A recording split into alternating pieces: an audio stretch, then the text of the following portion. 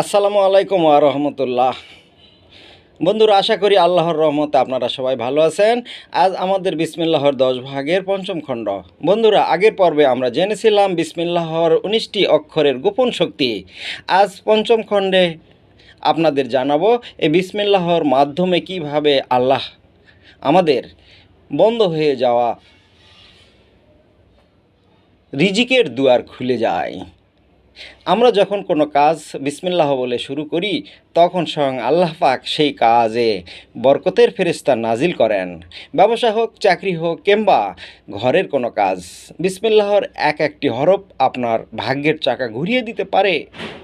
আপনারা যারা প্রতিনিয়ত আমার ভিডিও দেখছেন, এই পঞ্চম খণ্ডটি আপনাদের কেমন লাগলো কমেন্ট করে জানান। ষষ্ঠ খণ্ড দেখতে অবশ্যই আমার আইডি ফলো দিয়ে রাখুন। আল্লাহ আমাদের সবাইকে সুস্থ রাখুন, আমিন।